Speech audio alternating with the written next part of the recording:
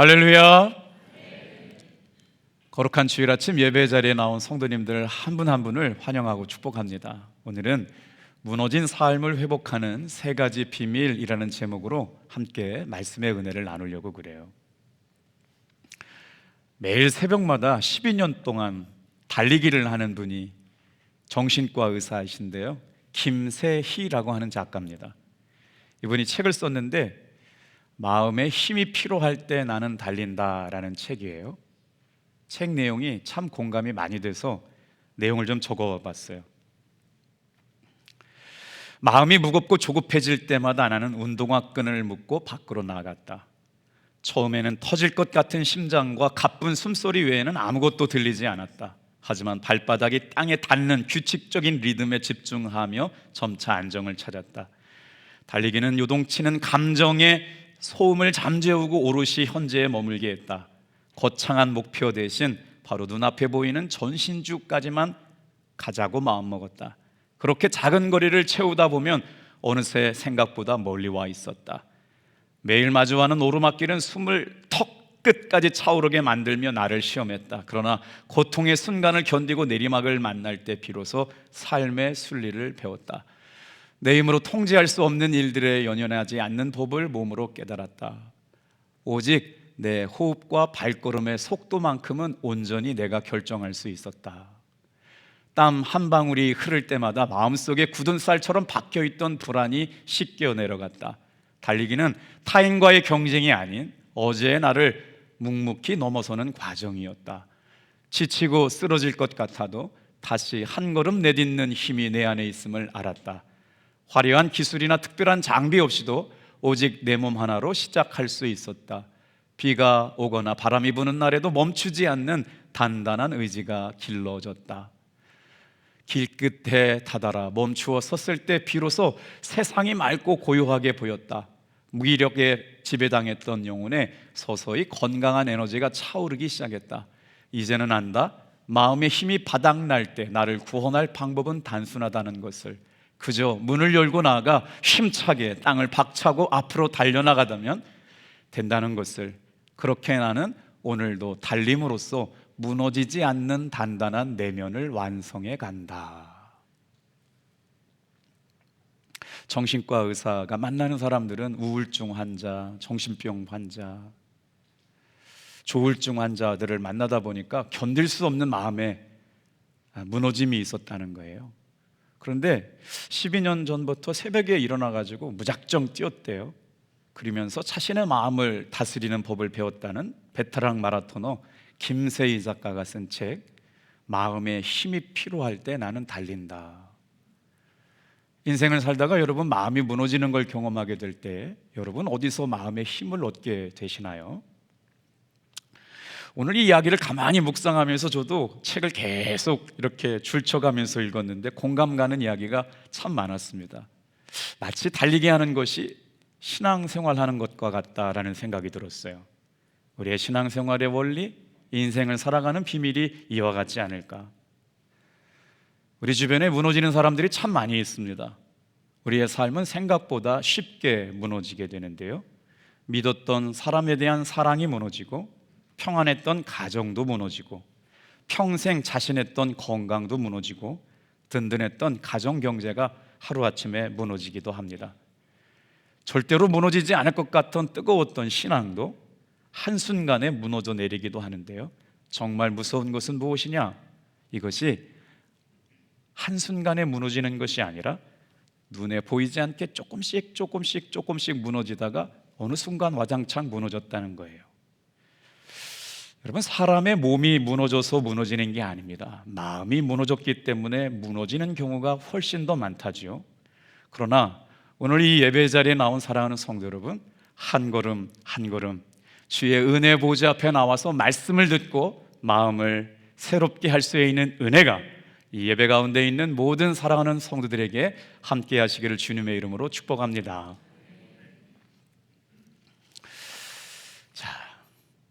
오늘 마주한 귀한 출애굽기 22장 말씀을 보면 무너진 삶을 회복해 하시는 하나님의 은혜가 담겨져 있는데요, 우리가 인생을 살면서 정말 무너짐을 경험했을 때 마음의 힘이 있어야 다시 일어서게 되는데, 무너진 마음의 힘은 내 힘 갖고 여러분 일으켜 세워지지가 않는다는 게 문제입니다. 일어서야지, 힘내야지, 노력해야지 라고 한다고 해서 마음의 힘이 생겨나는 게 아니라는 거예요. 그러면 어떻게 해야 무너진 삶을 일어날 수 있는 마음의 힘을 얻게 되는 걸까요? 하나님의 말씀이 여러분에게 들려지고 하나님의 말씀이 붙들려질 때 일어설 수 있는 힘이 되게 될 줄로 믿습니다. 오늘 말씀을 준비하면서 우리는 성경 통독 신약 편을 마무리하는데, 제가 이 맨 앞자리에 앉아서 말씀을 묵상했거든요. 그런데 아주 신기한 은혜를 경험했어요. 수많은 말씀들이 지나가는 가운데 제 마음속에 일주일 내내 맴돌았던 말씀이 있었거든요. 사랑하는 성도 여러분, 신앙생활하는 동안에 한 주간 동안 말씀 붙잡고 살아갈 수 있는 한 구절의 말씀이 여러분에게 새겨지게 되길 바랍니다. 그 말씀 갖고 일주일 동안 살았어요. 어떤 말씀이냐면 시편 119편 130절 말씀이에요. 저 말씀이거든요. 우리 같이 한번 읽어볼까요? 시작. 주의 말씀을 열면 빛이 비추어 우둔한 사람들을 깨닫게 하시나니. 와우, 너무 멋진 말씀인데, 주의 말씀을 열면 빛이 비추어. 주일날 아침에는 하나님의 말씀을 내 삶에 적용하기 위하여 말씀을 펼쳐 여는 시간입니다. 오늘 시간 여러분, 하나님의 말씀이 펼쳐 읽어질 때 하나님의 은혜의 빛이 여러분에게 임하게 됨을 믿으시는 분만 아멘. 너무나 멋진 말씀 아니에요? 하나님의 말씀을 펼쳐 읽으면 빛이 비추어. 그래서 우둔한 사람들이 인생을 살아갈 수 있을 만한 지혜를 깨닫게 된다는 말씀이죠. 말씀이 열리면 마음이 살아납니다. 마음이 살아나면 멈춰섰던 인생의 발걸음이 새롭게 시작될 줄로 믿습니다. 말씀 듣는 이 시간 여러분, 하나님께서 비추어 주시는 은혜의 빛이 충만하게 함께 하시기를 축복합니다. 자, 출애굽기 22장 말씀은 어떤 말씀이길래 이런 말씀을 가지고 무너진 삶을 회복하는 세 가지 비밀이라고 말씀할까요? 오늘 본문은 사실 설교하기가 굉장히 어려운 본문입니다. 뭐냐면요, 도둑질한 소나 양에 대해서 몇 배로 갚아줘야 되는지를 말씀하고 있는 배상법에 관한 이야기거든요. 남의 밭에 내 소가 들어가서 양이 먹어가지고 남의 밭을 해코지했을 때 몇 배로 갚아야 될 거에 대한 말씀이거든요. 이웃에게 손해를 입혔을 때 어떻게 책임져야 될 것을 말씀하고 있는 본문이 바로 오늘 출애굽기 22장 말씀인데요, 이 말씀을 가지고 어떻게 설교할까를 묵상했는데 갑자기 하나님께서 지혜를 열어주셨어요. 다 같이 한번 따라해 볼게요. 삶의 기반이 무너진 사람들에게 회복해 하시는 하나님의 마음. 그리고 출애굽을 알면 인생이 보입니다라고 설교하고 있는 오늘 이 시간에 무슨 말씀이에요? 삶이 무너졌다고요. 사랑하는 사람에게 배신당하고 믿었던 건강이 무너지고 기대했던 것들이 기대대로 이루어지지 않는 일들을 만나게 됐어요. 그래서 무너진 공동체를 어떻게 하나님께서 다시 세우기를 원하시는가? 라고 하나님의 마음을 담아서 가르쳐 주신 본문이 출애굽기 22장이에요. 어떻게 하면 무너진 삶을 회복할 수 있는 세 가지 비밀을 깨닫고 돌아갈 수 있을까요? 첫 번째입니다. 다 같이 한번 따라해 볼게요. 책임을 회복해야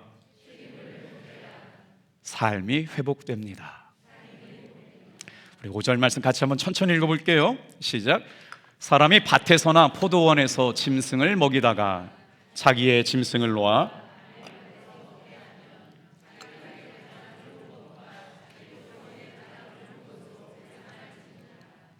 말씀을 보다가 어느 구절에 동글맹이를 쳐야 될까요? 한번 여러분께 얘기해 보세요. 최고의 것? 또요, 어디가 중요한 것 같아요? 남의 밭이에요. 지금 내가 기르고 있는 짐승을 먹이다가 실수로 짐승을 놓쳐버렸어요. 그랬더니 이 짐승이 들어가서 남의 밭을 헤집고 다녔다. 만약 그런 경우가 있다면 자기 밭에 가장 좋은 것과 자기 포도원에 가장 좋은 것으로 책임을 져라. 남의 밭 이야기입니다. 자, 이게 무슨 말이냐? 이건 실수였어요. 그러니까 배상을 안 해도 되지 않을까요? 이건 의도된 게 아닙니다. 그런데 하나님은 뭐라고 말씀하시느냐? 가장 좋은 것으로 책임져라. 진정한 회복은 구차한 변명이 아니라 정직한 책임에서 시작된다는 거예요. 여러분, 믿음 안에서 그리스도인들이 책임을 진다는 게 뭘까요? 여러분 잘 보세요. 지금 하나님께서 불꽃 같은 눈으로 여러분을 살펴보고 계세요. 그래서 그리스도인이 책임을 진다는 건 뭐냐면 불꽃 같은 눈길로 하나님이 내 삶을 보고 계시다라고 하는 것, 인정하는 것에서부터 책임이 시작됩니다. 많은 사람들은 하나님의 눈길을 피해 살 수 있다고 얘기하지만 하나님의 눈길을 피해 살 수 있는 사람은 한 사람도 없습니다. 그래서 그리스도인의 진정한 책임은 바로 뭐냐? 예수님이라면 이 상황에서 어떻게 해결하실까? 날마다 내 삶에 일어나는 일들에 대해서 예수님의 눈으로 살아가는 것, 이게 진정한 그리스도인의 책임이라는 거예요. 그것을 신학자는 코람데오라고 말했어요. 하나님의 눈동자 앞에서 살아가는 사람들. 오늘 이 아침에 예배자로 나온 사랑하는 성도 여러분, 하나님께서 저와 여러분을 불꽃 같은 눈길로 지켜보시는 것을 믿으며 살아갈 수 있는 코람데오의 삶을 사는 진정한 그리스도인이 되시길 주님의 이름으로 축복합니다.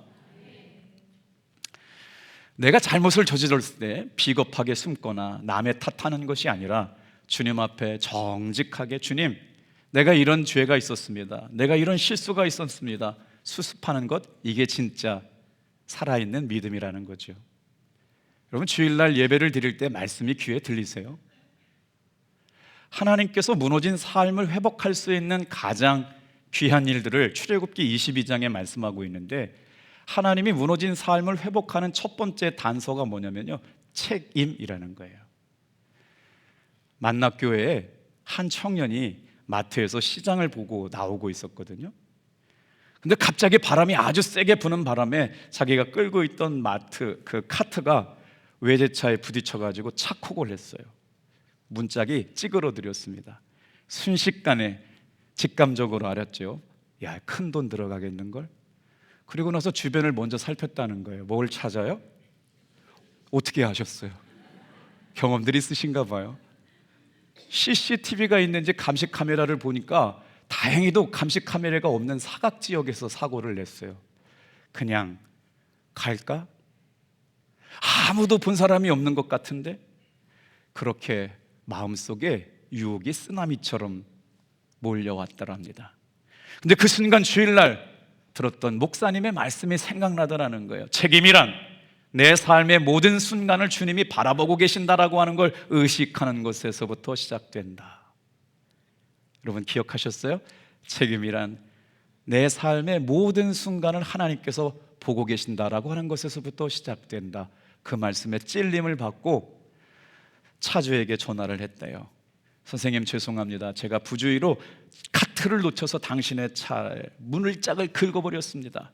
정말 죄송합니다. 제가 보험 처리나 수리비를 최선을 다해서 전액을 책임지겠으니까 좀 그렇게 해달라고. 그랬더니 그 전화를 받자마자 차주가 이게 얼마짜린데 차를 말이 긁어놨냐고, 당장 차고에 입고시키겠다고 화를 버럭 내더라는 거예요. 선생님 죄송하지만 제가 몇 달 동안 아르바이트 해가지고 정말 힘들게 모은 돈이지만 최선을 다해서 차를 수리해 드리겠습니다. 청년이 몇 개월 동안 아르바이트 한 돈을 다 날리게 됐어요. 그런데 이상한 일이 생기더라는 말입니다.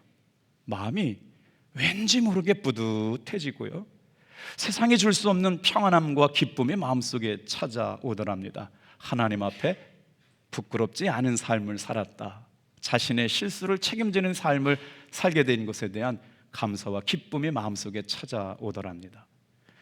그리고 나서 힘들게 모으고 모아 아르바이트한 것을 모아서 수리비를 드리려고 하는데 며칠 후에 차주로부터 전화가 왔다는 거예요. 요즘 세상에 남의 차 긁고 도망가는 사람이 대반사인데 청년은 참 정직하게 책임지겠다라고 한 말이 내 마음속에 너무 고맙게 느껴져서 생각보다 수리비가 많이 나왔을 텐데 청년의 태도가 감사해 청구된 금액의 절반은 제가 내게 될 테니까 너무 걱정하지 마세요. 당신은 참 멋진 청년입니다. 이때 다른 교회는 아멘도 하고 그러던데, 일부 예배 나온 사람들은 아멘도 그러고 좋아하던데, 사랑하는 성도 여러분, 우리의 삶에 하나님께서 불꽃 같은 눈길로 보호하시는 것에 대한 의식을 가지고 살아가면서 예수님이라면 이 상황을 어떻게 이겨내실까를 묵상하며 사는 사람들, 그리스도인들이 회복해야 될 책임인 줄로 믿습니다. 여러분, 이 이야기를 들으면서 어떤 생각이 들어요? 한번 따라해 보실까요? 우리가 주님 앞에서 책임을 회복하게 될 때 세상은 교회를 다시 보기 시작한다. 옛날에 제가 어린 시절 신앙생활 할 때는 교회 나가라, 예수 믿어라, 교회 가라 하면 뭐라고 그랬어요? 교회 가면 술 끊었어요. 교회 가면 이혼, 바람 피는 사람이 바람 다 끊고요. 고주망태된 사람들이 예수 믿고 삶이 변했어요. 그래서 예수 믿는 사람은 무슨 소리 들었느냐? 제가 어렸을 때 예수 믿는 사람은 보증수표라고 그랬어요. 예수 믿는 사람하고 놀으라고 그래가지고 제 동네 친구들은 저하고 노는 걸 부모님들이 되게 좋아했어요. 예수 믿는 장로님 아들하고 논단 말이에요. 그만큼 예수 믿는 사람들이 보증수표였는데 요즘 같은 세상에서는 예수 믿는 사람이 더 나쁘다, 예수 믿는 사람을 믿을 수가 없다고 그러는데, 우리가 세상을 탓하기 전에 예수를 믿는 그리스도인들이 주님 앞에 자신의 책임을 회복하게 될 때 세상은 교회와 성도를 다시 보게 될 줄로 믿습니다. 하나님은 결코 그 정직함을 외면하지 않으세요. 우리가 그 정직함을 통해서 우리의 영혼을 가장 아름답고 귀한 상태로 회복시켜 주실 줄로 믿습니다. 오늘날의 특징이 뭘까요? 전부 남을 탓해요. 환경 탓하고 부모 탓하고 교회 탓하고 험한 세상 탓해요. 그래서 나는 억울하고 나는 책임이 없다고 말하지만 하나님의 말씀은 네가 책임져라 라고 말씀하세요. 오늘 여러분, 다윗의 삶을 보면 하나님이 다윗을 보실 때 뭐라고 말씀하셨어요? 전에도 없었고 후에도 없을 만큼 하나님의 마음에 합한 왕이라고 얘기하거든요. 근데 우리 다윗 다 알잖아요. 음란했었고 사람을 죽인 살인자였어요. 그런데 이런 다윗 왕을 향해서 나단 선지자가 알고 와가지고 말씀으로 책망했거든요. 그런데 다윗은 한마디도 변명하지 않습니다. 사무엘하 12장 13절 말씀해 보니까 다 같이 한번 따라할까요? 내가 여호와께 범죄하였나이다. 여호와께 죄를 범하였나이다 인정하는 그 다윗의 회개를 통하여 하나님은 이전에도 이런 왕이 없었고 이후로도 이런 왕이 없을 것 같은 하나님의 마음에 합한 왕이라고 칭찬해 주셨던 것을 보게 되는 거예요. 우리가 신실하고 진실한 그리스도인의 삶을 살기 위해서 변명도 하지 않고 핑계도 대지 않고 내가 지은 죄에 대하여 명백하게 책임을 지면서 그 일을 감당하고 하나님 앞에 눈물로 회개할 때, 여러분, 하나님은 저와 여러분의 삶에 무너진 삶을 회복시켜 주신 은혜를 부어 주실 줄로 믿습니다. 그래서 오늘 말씀을 들으면서 이랬으면 좋겠어요. 주님, 제가 오늘 책임질 일을 정직하게 생각나게 하시고 주님 앞에서 정직한 인정과 사과로부터 무너졌던 삶의 관계가 회복되는 은혜를 부어 주시옵소서. 그런 기도했으면 좋겠어요. 두 번째입니다. 무너진 삶을 회복하는 두 번째 비밀, 따라해 볼까요? 사랑을 회복해야 공동체가 살아납니다. 자, 하나님께서 이스라엘 백성들 안에서 공동체가 회복되기를 원하시는 것이 있었는데 두 번째가 뭐냐면요, 사랑이었어요. 출애굽기 22장 21절 21절 23절 말씀을 화면을 보면서 하나님이 원하시는 사랑의 회복이 뭔지 한번 찾아볼까요? 같이 읽겠습니다. 시작. 너는 이방 나그네를 압제하지 말며 그들을 학대하지 말라. 너희도 애굽 땅에서 나그네였음이라. 너는 과부나 고아를 해롭게 하지 말지. 내가 그들을 해롭게 함으로 그들이 내게 부르짖으면 내가 반드시 그 부르짖음을 들으리라. 오늘 출애굽기 22장 말씀을 읽다 보면 어떤 것에 눈길이 가냐면요, 하나님께서 보호하시기로 마음먹은 사람, 하나님께서 정말 신신당부하고 말씀하시면서 그들에게 사랑을 베풀라라고 말씀하시는 대상이 있어요. 그 사람은 바로 약자들이었습니다. 힘이 없고 연약하고 소외되고 자기 문제를 자기 힘으로 해결할 수 없는 연약함과 한계를 가진 사람들. 여러분, 우리 하나님은요, 아프고 눈물 나고 상처받고 힘이 없고 약한 사람들의 하나님이신 줄로 믿습니다. 하나님은 바로 그런 소외되고 약한 사람들의 하나님이었어요. 왜 하나님께서는 그 사람들을 돌보라고 말씀할까요? 고아, 과부, 나그네. 그 당시에 사회적으로, 법적으로 아무런 보호받을 수 있는 힘이 없었어요. 철저한 약자들이었어요. 누군가에게 이용당하고 착취당하고 괴롭힘을 당해도 하소연할 곳이 없던 사람들. 그때 하나님께서 뭐라고 말씀하시느냐? 다 같이 한번 따라해 보세요. 그들을 해롭게 함으로 그들이 내게 부르짖으면 내가 반드시 그 부르짖음을 들으리라. 무슨 말씀이에요?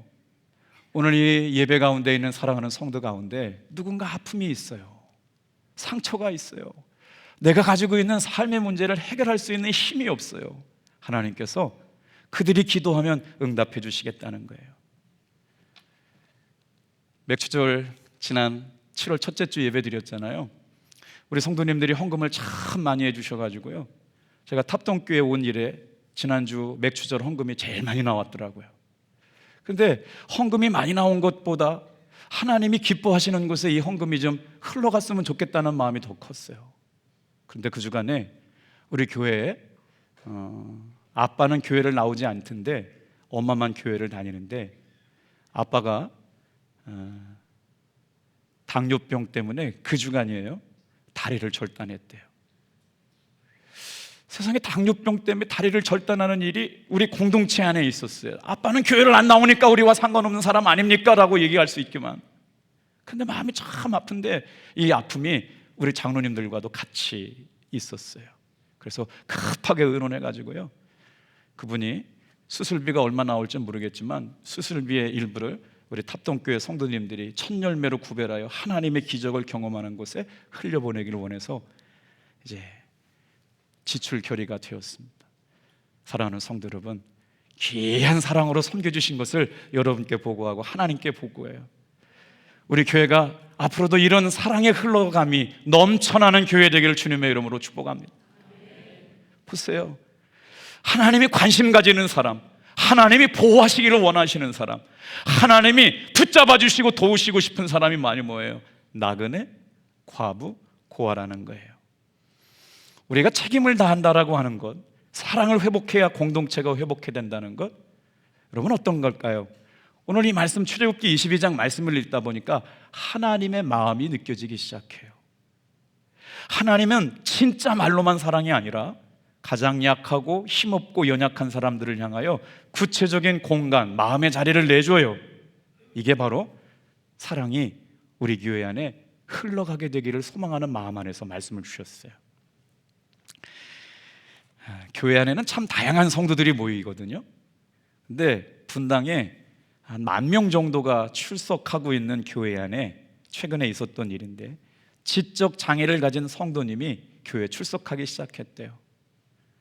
저희 교회에도 여러분 요즘 이렇게 아픈 성도들이 많이 오시는데, 지적 장애를 가지고 있는 성도가 예배를 드리다 보니까 갑자기 막 부산하기도 하고, 씻지도 않고 오셨는지 냄새도 나고, 예배 중에 갑자기 소리를 지르기도 하고, 그래서 예배를 드리면 드릴수록 주변에서 이제 부목사님들한테 연락이 오는 거예요. 저 성도님 좀 다른 데서 예배 드리게 하면 안 되냐, 예배 드리는 게 너무 불편하다, 시끄럽고 소란하고 집중할 수도 없고 씻지도 않고 온 것 같다. 분당에 있는 성도들이 이렇게 불평이 많아질 때 담임 목사님이 그 이야기를 듣고 다음 주일날 설교를 이렇게 하셨대요. 여러분, 하나님께서 우리 공동체를 실험하시려고 하시는데, 테스트하시려고 하시는데, 우리 공동체 안에 사랑이 있는지 없는지를 테스트하려고 이 분을 보내셨습니다. 저 연약한 성도 한 사람을 품지 못하고 밀어내거나 격리한다면 수만 명이 모인들 우리 교회 하나님의 사랑을 경험할 수 있겠습니까? 여러분, 저분은 불편한 사람이 아니라 주님이 우리 교회에 사랑을 있는지 없는지 시험해 보려고 보내신 하나님의 천사입니다. 여러분들이 어려우시겠지만 주의 사랑으로 품어주시기를 주님의 이름으로 축복합니다.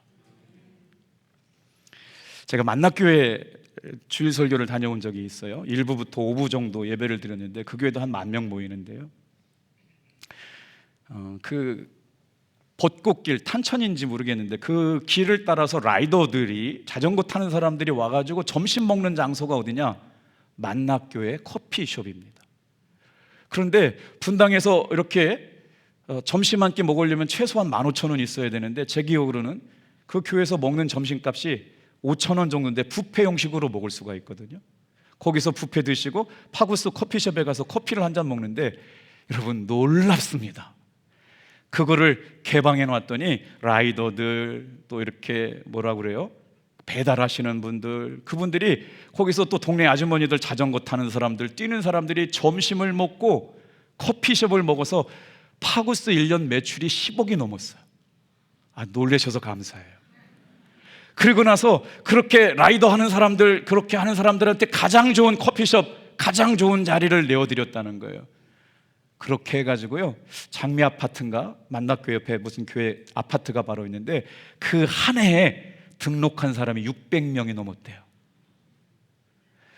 자, 우리가 정말 하나님이 기뻐하시는 삶의 모습을 내어주게 될 때, 나 중심의 사랑에서, 신앙에서 너 중심의 신앙으로 바뀌어져 갈 때마다 하나님이 기뻐하시는 교회가 될 줄로 믿습니다.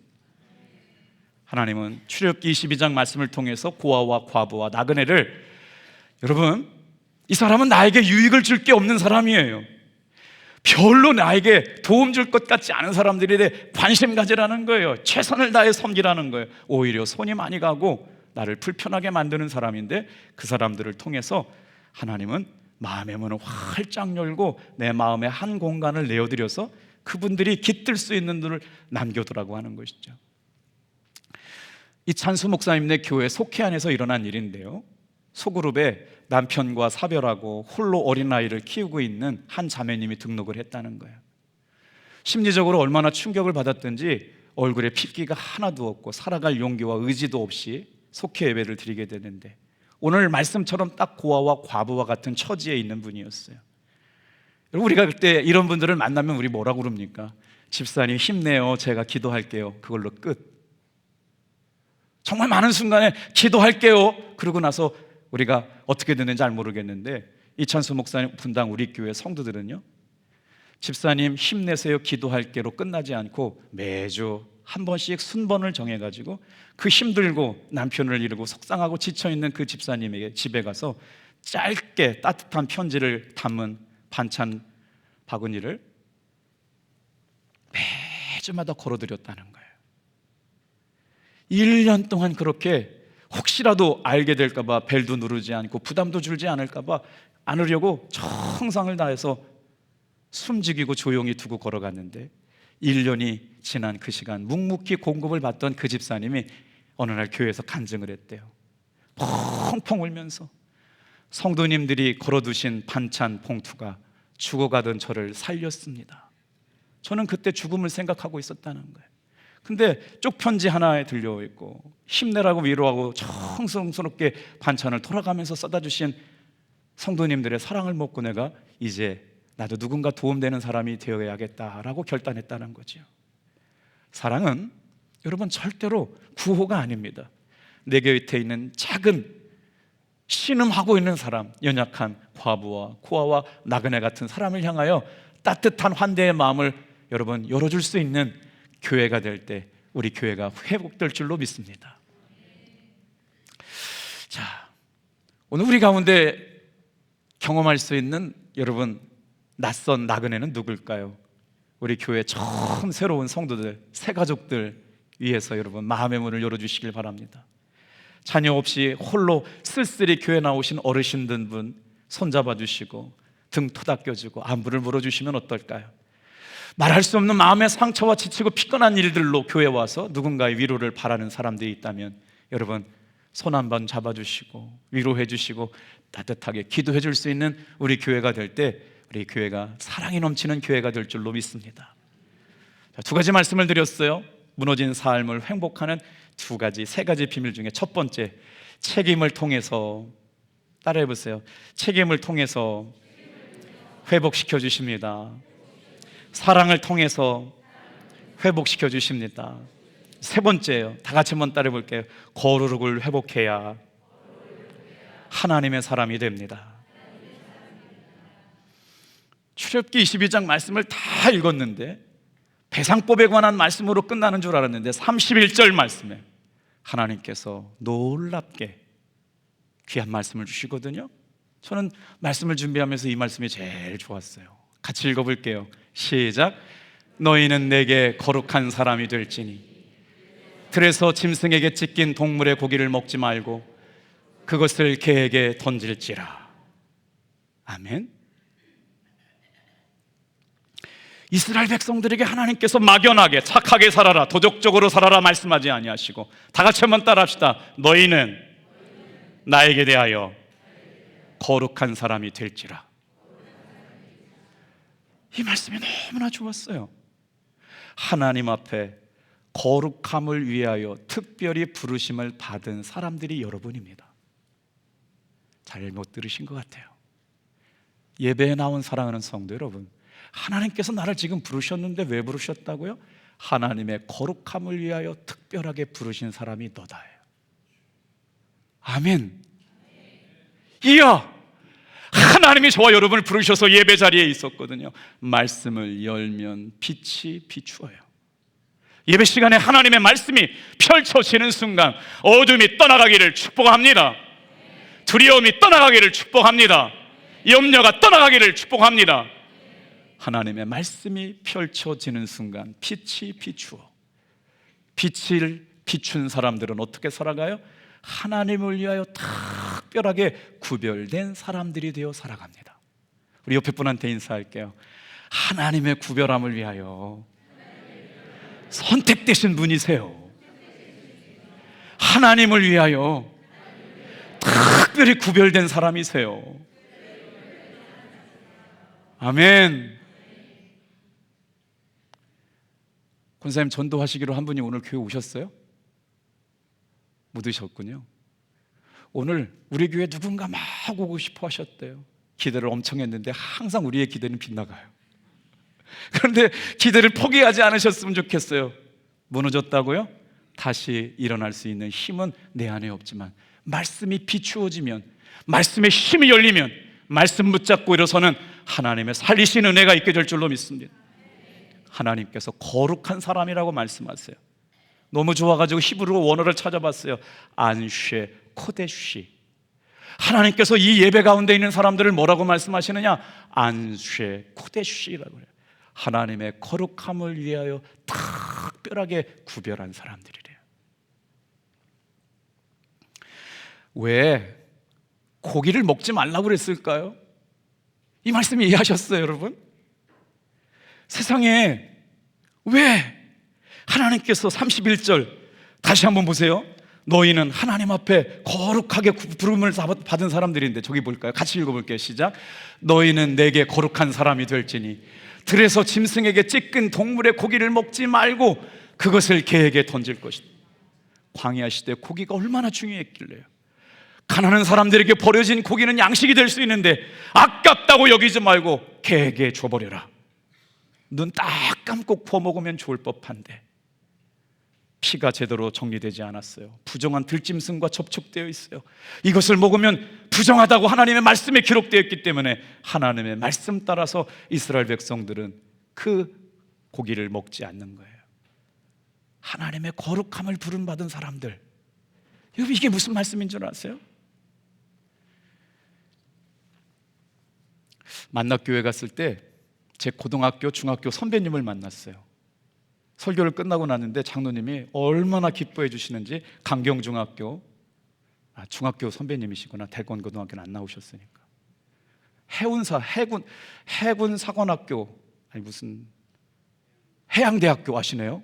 그래요. 해양대학교를 졸업하셔가지고 해운사 이렇게 운전하시는 분이고 해운사를 차리신 분이셨는데 얼마나 진실하고 좋으신 장로님인지. 만납교회는 그런 장로님들이 참 많으셨던 것 같아요. 한 장로님이 대기업에 큰 계약을 두고 정말 좋은 기회를 앞뒀다는 거예요. 이 계약만 성사되면 앞으로 회사에 몇 년 동안 월급 걱정 않고 운영 걱정하지 않을 만큼 정말 탄탄대로가 열려지는 좋은 기회였다는 거예요. 아마 규모가 33억 정도 됐다는 거예요. 어느 날 그 대기업 대표로부터 전화가 왔는데, 비서겠죠.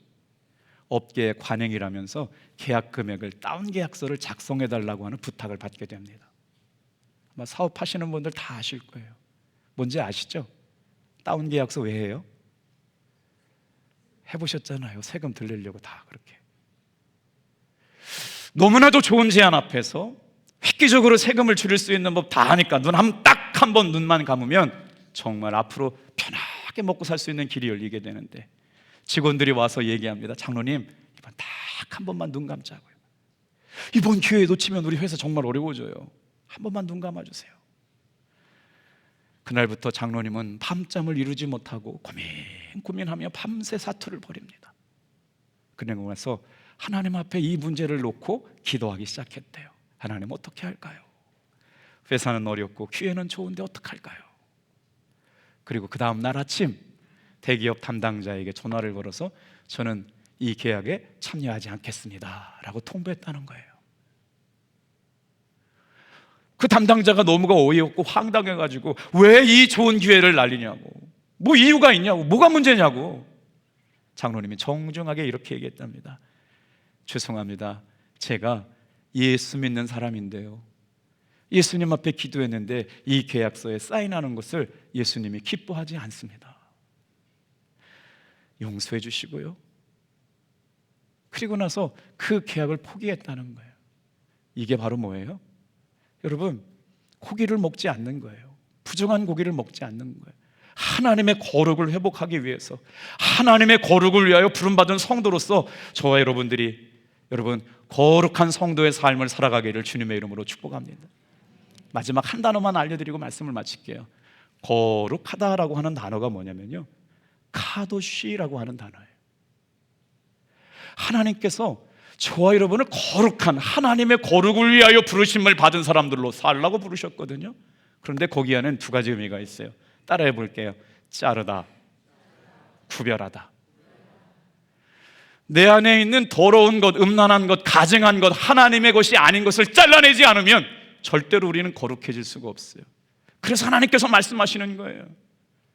오늘 저와 여러분들에게 책임질 것을 책임지면서 이기적인 삶을 벗어나서 내 잘못을 주님 앞에 정직하게 내려놓고 상대방에게 가서 용서를 구하는, 그것을 통해 영적 정직함을 통해 무너진 삶이 회복될 줄로 믿습니다.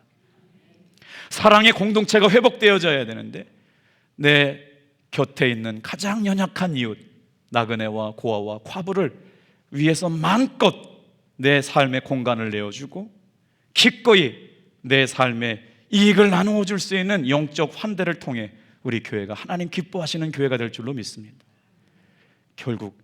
결론은 하나님 앞에 거룩한 백성들로 살아가기를 원하는 하나님의 거룩이 우리 하나님의 사람들이 회복해야 할 귀한 진리인 줄로 믿습니다. 나를 깨끗하게 구별하시길 원하시는 하나님께서 성결하시는 영적 본질 앞에 믿음으로 반응하며 살아갈 수 있는 우리 성도들이 될 때 하나님은 더 좋은 것으로 갚아주실 줄로 믿습니다.